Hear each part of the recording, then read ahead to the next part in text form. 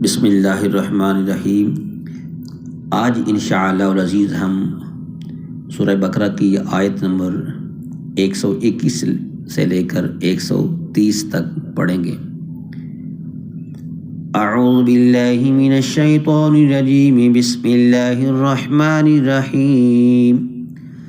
الذین آتیناہم الکتاب یتلونہ حق تلاوتہ اولئک یؤمنون بہ ومن یکفر بہ فاولئک هم الخاسرون۔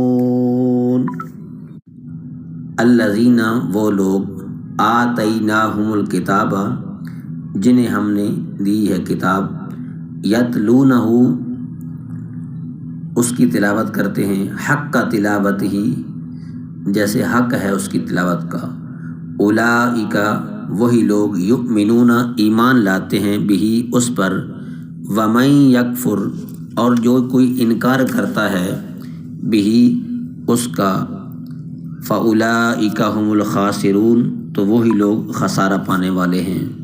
وہ لوگ جنہیں ہم نے کتاب دی ہے تو وہ اس کی تلاوت کرتے ہیں جیسا تلاوت کرنے کا حق ہے، یہی لوگ اس پر ایمان رکھتے ہیں، اور جو اس کا انکار کریں تو وہی نقصان اٹھانے والے ہیں۔ حضرت عبداللہ بن عباس رضی اللہ تعالی عنہما آپ نے فرمایا کہ یہ آیت ان لوگوں کے متعلق نازل ہوئی جو حضرت جعفر بن ابی طالب رضی اللہ تعالیٰ عنہ کے ساتھ بارگاہ رسالت میں حاضر ہوئے تھے۔ ان کی تعداد 40 تھی، 32 اہل حبشہ اور 8 شامی راہب تھے۔ ان میں بحیرہ راہب بھی تھا، جنہوں نے بچپن میں سفر شام میں نبی کریم صلی اللہ علیہ وسلم کو پہچانا تھا۔ تو آیت کا مطلب یہ ہے کہ حقیقت میں تورات شریف پر ایمان لانے والے وہی ہیں جو اس کی تلاوت کا حق ادا کرتے ہیں اور بغیر تعریف و تبدیل کیے پڑھتے ہیں، اور اس کے معنی کو سمجھتے اور مانتے ہیں، اور اس میں حضور اقدس صلی اللہ علیہ وسلم کی جو صفات بیان کی گئی ہیں ان کو دیکھ کر آپ پر ایمان لاتے ہیں، اور جو حضور صلی اللہ علیہ وآلہ وسلم کے منکر ہوتے ہیں وہ تورات پر ایمان نہیں رکھتے۔ تو اس آیت سے یہ بھی معلوم ہوا کہ کتاب اللہ کے بہت سے حقوق ہیں۔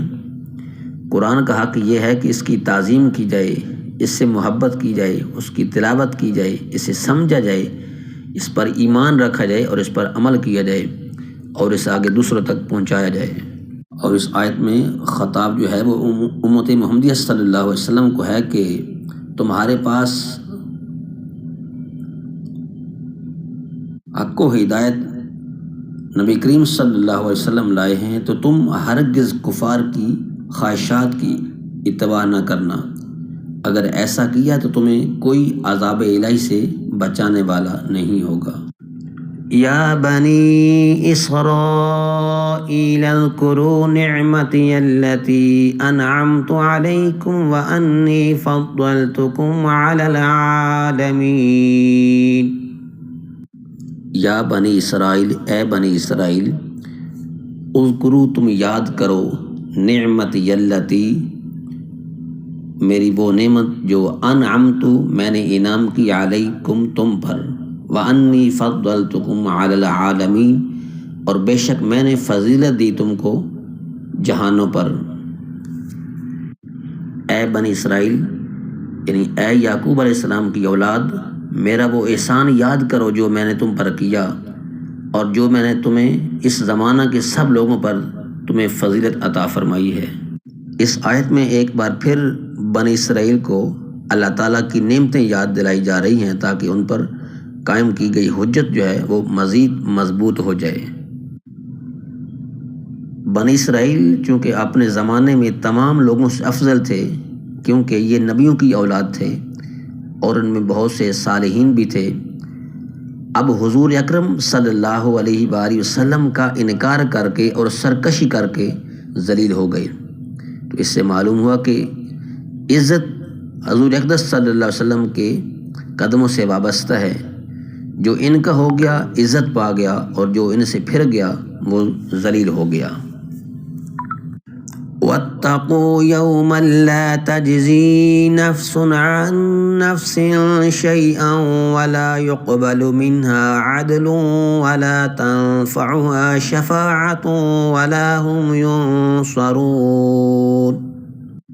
واتقوا، اور تم ڈرو، یومن، اس دن سے، لا تجزی، نہیں کام آئے گی، نفس، کوئی نفس، عن نفس، کسی نفس کے، شیئن، کچھ بھی، ولا یقبل، اور نہ قبول کیا جائے گا، منہا، اس سے، عدل، کوئی عوض، ولا تنفعها، اور نہ نفع دے گی اسے، شفاعت، کوئی سفارش، ولا هم ینصرون، اور نہ وہ مدد کیے جائیں گے۔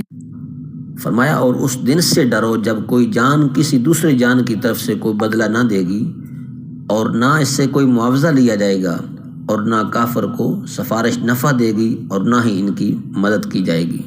تو اس آیت میں بنیادی طور پر ان یہودیوں کا رد ہے جو کہتے تھے کہ ہمارے باپ دادا بڑے بزرگ تھے، وہ ہمیں شفاعت کرا کے چھڑا لیں گے۔ انہیں فرمایا جا رہا ہے کہ شفاعت کافر کے لیے نہیں ہے، گویا یہاں کافر کا بیان ہے، کافر کی طرف سے کوئی بدلہ نہ بنے گا، اور نہ اس سے کوئی معاوضہ لے کر اسے چھوڑا جائے گا، اور نہ کوئی اس کی شفاعت کرے گا، اور اگر بالفرض کوئی کرے گا سفارش تو پھر بھی کافر کے حق میں شفاعت قبول نہیں کی جائے گی، اور نہ کافروں کی مدد کی جائے گی۔ کافروں کے مقابلے میں مسلمانوں کی شفاعت بھی ہوگی، جیسے قرآن میں بھی مختلف مقامات پہ ہے، اور مسلمانوں کی مدد بھی کی جائے گی، جیسا کہ بخاری اور مسلم کی حدیثوں میں نبی کریم رؤوف الرحیم صلی اللہ علیہ وسلم قیامت والے دن جگہ جگہ اپنی امتیوں کی مدد فرمائیں گے۔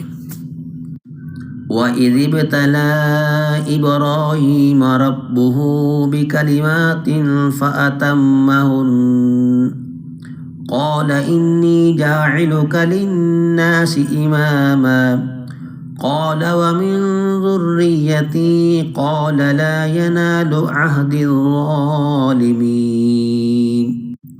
وَإِذ، اور جب، ابتلا، آزمایا، ابراہیم علیہ السلام کو، ربہ، اس کے رب نے، بکلمات، چند باتوں کے ساتھ، فَأَتَمَّهُنَّ، تو اس نے پورا کر دیا انہیں، قال، تو اللہ نے فرمایا، انی، بے شک میں، جاعلک، بنانے والا ہوں تجھے، للناس، لوگوں کے لیے، امام، قال، کہا، ومن ذریتی، اور میری اولاد میں سے بھی، قال، فرمایا، لا ینالو، نہیں پہنچے گا، عہد الظالمین، میرا عہد ظالموں کو۔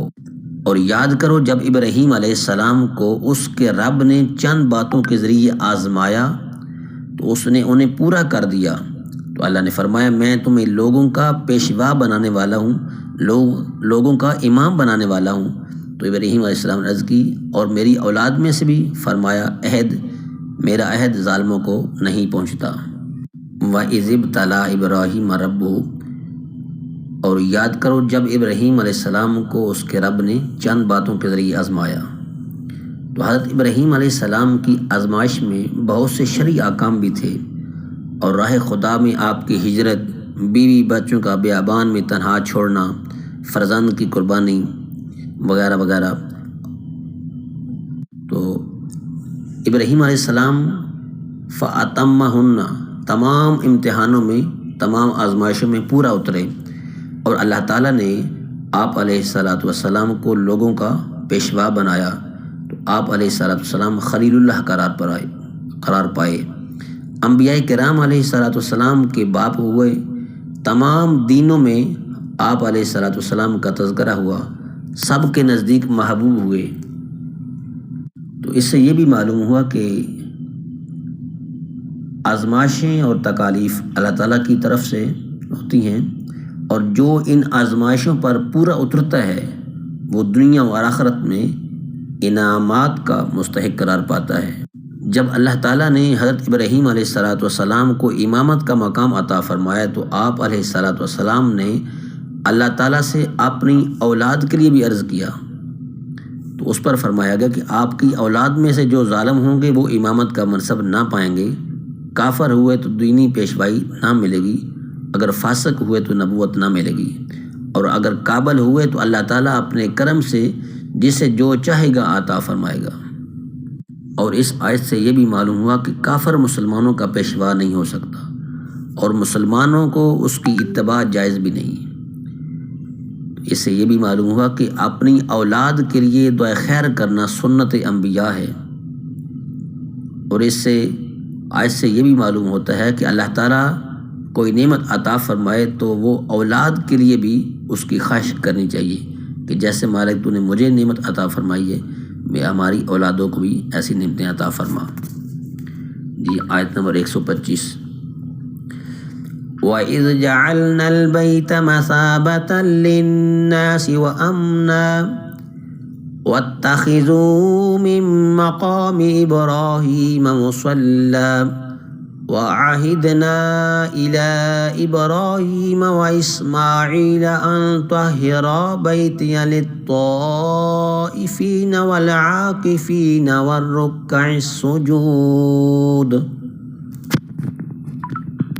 وَإِذْ اور جب جعلنا ہم نے بنایا البیت بیت اللہ کو مثابتاً بار بار لوٹنے کی جگہ، للناس لوگوں کے لیے، وامنا اور امن کی جگہ، واتخذوا اور تم بنا لو من مقام ابراہیم مصلی مقام ابراہیم کو نماز پڑھنے کی جگہ بنا لو، وعاہدنا اور ہم نے تاکید سے حکم دیا الی ابراہیم ابراہیم علیہ السلام کی طرف، واسماعیل اور اسماعیل علیہ السلام کی طرف، ان طاہرا یہ کہ تم دونوں پاک کرو، بیتیا میرا گھر، للطائفین طواف کرنے والوں کے لیے، والعاکفین اور اعتکاف کرنے والوں کے لیے، والرکع السجود اور رکوع کرنے والوں کے لیے اور سجود کرنے والوں کے لیے۔ بیت سے مراد کعبہ شریف ہے۔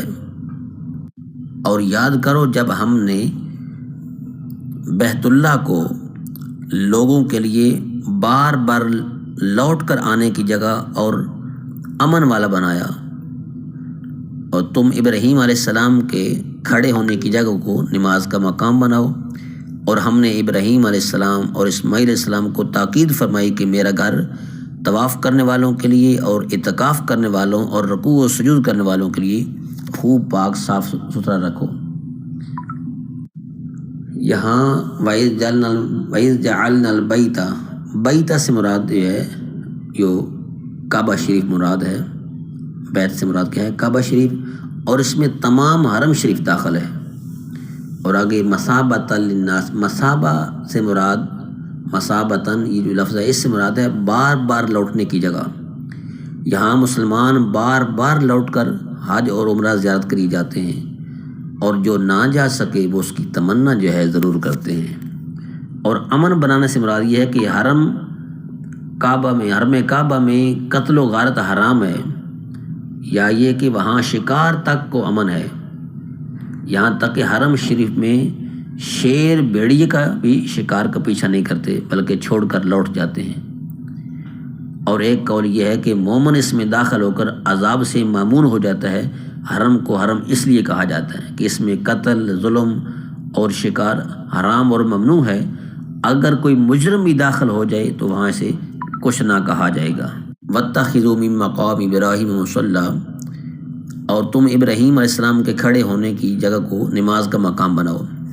مقام ابراہیم وہ پتھر ہے جس پر کھڑے ہو کر حضرت ابراہیم علیہ السلام نے کعبہ معظمہ کی تعمیر فرمائی، اور اس میں آپ کے قدم مبارک نشان تھا۔ اسے نماز کا مقام بنانا مستحب ہے۔ اور ایک قول یہ بھی ہے کہ اس نماز سے طواف کے بعد پڑھی جانے والی 2 واجب رکعتیں مراد ہیں۔ وَإِذْ قَالَ إِبْرَاهِيمُ رَبِّ اجْعَلْ هَٰذَا بَلَدًا آمِنًا وَارْزُقْ أَهْلَهُ مِنَ الثَّمَرَاتِ مَنْ آمَنَ مِنْهُمْ بِاللَّهِ وَالْيَوْمِ الْآخِرِ قَالَ وَمَنْ كَفَرَ فَأُمَتِّعُهُ قَلِيلًا ثُمَّ أَضْطَرُّهُ إِلَىٰ عَذَابِ النَّارِ وَبِئْسَ الْمَصِيرُ۔ وَإِذْ اور جب قال کہا ابراہیم علیہ السلام نے، رب اجعل اے میرے رب بنا، ھذا بلدن آمنا اس کو بلدن شہر آمنا امن والا، ورزق اور رزق عطا فرما اہلہ من الثمرات اس کے باشندوں کو پھلوں سے، من آمن منہم جو ایمان لایا ان میں سے، باللہ والیوم الآخر اللہ کے ساتھ اور یوم آخرت پر۔ قال تو اللہ نے کہا ومن کفر اور جس نے کفر کیا، فأمتعہ تو میں فائدہ دوں گا اسے بھی، قلیلا تھوڑا، ثم پھر اضطرہ میں مجبور کر دوں گا اسے، الی عذاب النار جہنم کے عذاب کی طرف، وبئس المصیر اور وہ بہت بری ہے وہ جگہ لوٹنے کی جگہ۔ اور یاد کرو جب ابراہیم علیہ السلام نے عرض کی کہ اے میرے رب اس شہر کو امن والا بنا دے اور اس میں رہنے والے جو اللہ اور آخرت کے دن پر ایمان رکھتے ہیں انہیں مختلف پھلوں کا رزق عطا فرما۔ اللہ نے فرمایا اور جو کافر ہو تو میں اس سے بھی تھوڑی سی مدت کے لیے نفع اٹھانے دوں گا، پھر اسے دوزخ کے عذاب کی طرف مجبور کروں گا اور وہ پلٹنے کی بہت بری جگہ ہے۔ حضرت ابراہیم علیہ السلام نے تعمیر کعبہ کے بعد متعدد دعائیں مانگی ہیں۔ اس سے معلوم ہوتا ہے کہ نیکی کر کے قبولیت کی دعا کرنا یہ سنت خلیل ہے۔ کتنی خوبصورت دعا ہے کہ مومنوں کو رزق دے، اور یہی ادب کا تقاضا تھا۔ اللہ تعالیٰ نے کرم کیا، دعا قبول فرمائی اور ارشاد فرمایا کہ رزق سب کو دیا جائے گا، مومن کو بھی اور کافر کو بھی، لیکن کافر کا رزق تھوڑا ہے، یعنی صرف دنیاوی زندگی میں اس سے ملے گا۔ حضرت ابراہیم علیہ السلام نے خانہ کعبہ کے لیے رزق کی فراوانی کی دعا مانگی تھی۔ اس دعا کی قبولیت ہر شخص اپنی آنکھوں سے دیکھ سکتا ہے کہ دنیا بھر کے پھل اور کھانے جو ہیں وہ یہاں بکثرت ملتے ہیں۔ آیت نمبر 127 وَإِذْ يَرْفَعُ إِبْرَاهِيمُ الْقَوَاعِدَ مِنَ الْبَيْتِ وَإِسْمَاعِيلُ رَبَّنَا تَقَبَّلْ مِنَّا إِنَّكَ أَنْتَ السَّمِيعُ الْعَلِيمُ۔ وَإِذْ اور جب یرفع ابراہیم القواعد، یرفع اٹھا رہے تھے ابراہیم القواعد بنیادیں، من البیت و اسماعیل بیت اللہ کی اور اسماعیل علیہ السلام، ربنا اے ہمارے رب تقبل تو قبول فرما لے، منا ہم سے، انکا انت السمیع العلیم بے شک تو ہی خوب سننے والا اور خوب جاننے والا ہے۔ اور جب ابراہیم اور اسماعیل اس گھر کی بنیادیں بلند کر رہے تھے، بنیادیں اٹھا رہے تھے، یہ دعا کرتے ہو کہ اے ہمارے رب ہم سے قبول فرما، بے شک تو ہی خوب سننے والا اور جاننے والا ہے۔ اس آیت سے یہ بھی معلوم ہوا کہ اللہ کے گھروں کی تعمیر نہایت اعلیٰ عبادت اور انبیاء کرام علیہ الصلاۃ والسلام کی سنت ہے۔ بلکہ بخاری شریف میں بھی حدیث پاک ہے کہ حضور نبی کریم رؤوف الرحیم صلی اللہ علیہ وسلم نے مسجد نبوی شریف کی تعمیر میں بذات خود حصہ لیا تھا۔ مسجدوں کی تعمیر میں بڑھ چڑھ کر حصہ لینے کی کوشش کرنی چاہیے۔ آیت نمبر 128 ربنا واجعلنا مسلمین لک ومن ذریتنا امة مسلمة لک وارنا مناسکنا وتب علینا انک انت التواب الرحیم۔ ربنا اے ہمارے رب، واجعلنا اور تو بنا لے ہمیں، مسلمین فرما بردار، لاکا اپنا، ومن ذریتنا اور ہماری نسل سے بھی، ہماری ذریت سے بھی، امتاً مسلمتاً لاکا، امتاً ایک جماعت، مسلمتاً فرم بردار، لاکا اپنی، وارنا اور سکھا ہمیں، مناسکنا ہماری عبادت کے طریقے، وتب علینا اور توجہ فرما ہم پر، انکا انت التواب الرحیم بے شک تو ہی بہت زیادہ توبہ قبول فرمانے والا اور نہایت رحم فرمانے والا ہے۔ اے ہمارے رب اور ہم دونوں کو اپنا فرما بردار رکھ، اور ہماری اولاد میں سے ایک ایسی امت بنا جو تیری فرما بردار ہو، اور ہمیں ہماری عبادت کے طریقے سکھا، اور ہم پر اپنی رحمت کے ساتھ توجہ فرما، بے شک تو ہی بہت توبہ قبول فرمانے والا اور مہربان ہے، رحم فرمانے والا ہے۔ اس آیت میں بھی ایک دعا ہے اور پھر آگے توبہ ہے، یعنی دعا اور توبہ کرنا یہ سنت ابراہیمی ہے۔ اور وَأَرِنَا مَنَاسِكَنَا، اور ہمیں ہماری عبادت کے طریقے دکھا۔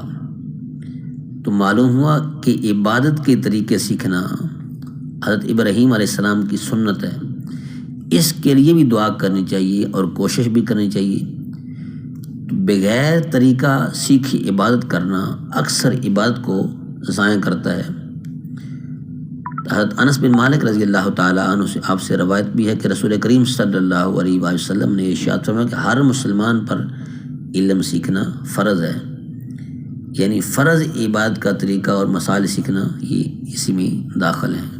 آیت نمبر 129، ربنا وبعث فيهم رسولا منهم يتلو عليهم آياتك ويعلمهم الكتاب والحكمة ويزكيهم إنك أنت العزيز الحكيم۔ ربنا اے ہمارے رب، وبعث اور تو بھیج، فیہم ان میں، رسولاً فیہم ان میں، رسولاً ایک رسول، منہم انہی میں سے، یتلو وہ تلاوت کرے، علیہم ان پر، آیاتک تیری آیات کی، تیری آیتوں کی، ویعلمہم الکتاب اور تعلیم دے ان کو کتاب کی، والحکمت اور حکمت کی، ویزکیہم اور وہ پاک کر دے انہیں، انکا انت العزیز الحکیم بے شک تو ہی نہایت غالب والا اور حکمت والا ہے۔ اے ہمارے رب، اور ان کے درمیان انہی میں سے ایک رسول بھیج جو ان پر تیری آیتوں کی تلاوت فرمائے اور انہیں تیری کتاب اور پختہ علم سکھائے اور انہیں خوب پاکیزہ فرما دے، بے شک تو ہی غالب اور حکمت والا ہے۔ حضرت ابراہیم علیہ السلام اور حضرت اسماعیل علیہ السلام کی یہ دعا سید الانبیاء صلی اللہ علیہ وآلہ وسلم کے لیے تھی۔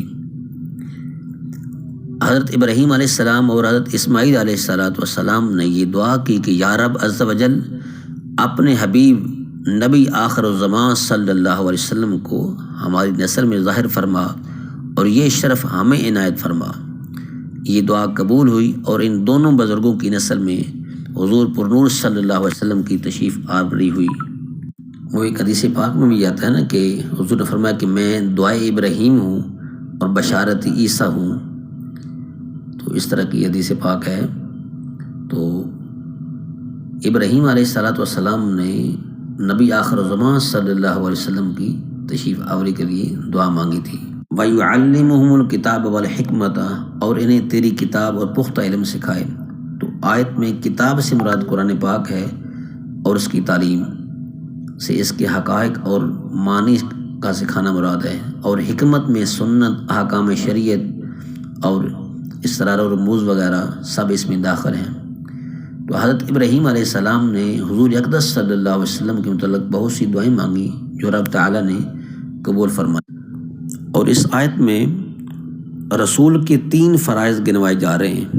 ایک تو یہ کہ وہ اللہ کی آیات پڑھ پڑھ کر سنائے، اور دوسرا یہ کہ کتاب و حکمت سکھائے، اور تیسرا یہ ہے کہ اپنے تصرف روحانی سے دلوں کی آئینوں کو جلا بخشے اور روشن کرے تاکہ حقائق و معارف ان میں جلوہ نما ہو سکیں۔ اچھا، اس آیت سے صحابہ کرام رضی اللہ تعالی عنہم کی بھی شان ظاہر ہو رہی ہے، کیونکہ حضور اکرم صلی اللہ علیہ وآلہ وسلم نے جن کو کتاب و حکمت سکھائی اور جنہیں پاک صاف کیا، ان کے اولین مصداق صحابہ ہی تو ہیں۔ اور اس آیت سے ہمیں یہ بھی ایک سبق ملتا ہے کہ قرآن کے ساتھ ساتھ حدیث کی بھی ضرورت ہے۔ الحکمت کا ایک معنی مفسرین نے سنت بھی کیا ہے، جیسا کہ مشہور مفسر حضرت قتادہ رضی اللہ تعالیٰ عنہ آپ نے فرمایا کہ حکمت سنت ہی ہے۔ آیت نمبر 130، وَمَن يَرْغَبُ عَن مِّلَّةِ إِبْرَاهِيمَ إِلَّا مَن سَفِهَ نَفْسَهُ وَلَقَدِ اصْطَفَيْنَاهُ فِي الدُّنْيَا وَإِنَّهُ فِي الْآخِرَةِ لَمِنَ الصَّالِحِينَ۔ وَمَن يَرْغَبُ، اور کون ہے جو بے رغبتی کرے، عن ملت ابراہیم، ابراہیم علیہ السلام کی ملت سے، الا من صفح، سوائے اس شخص کے جس نے بے وقوف بنا لی ہے نفسہ، اپنے آپ کو، وَلَقَدِ اصْطَفَيْنَاهُ، اور یقیناً ہم نے چن لیا اس کو، فی الدنیا، دنیا میں، وَإِنَّهُ فِي الْآخِرَةِ لَمِنَ الصَّالِحِينَ، اور یقیناً وہ آخرت میں البتہ نیک لوگوں میں سے ہوگا۔ ابراہیم علیہ السلام کے دین سے وہی منہ پھیرے گا جس نے خود کو احمق بنا رکھا ہے، اور بے شک ہم نے اسے دنیا میں چن لیا، اور بے شک وہ آخرت میں ہمارا خاص قرب پانے والوں میں سے ہے۔ اللہ ہم کو قرآن کریم پڑھنے کی، عمل کی توفیق عطا فرمائے۔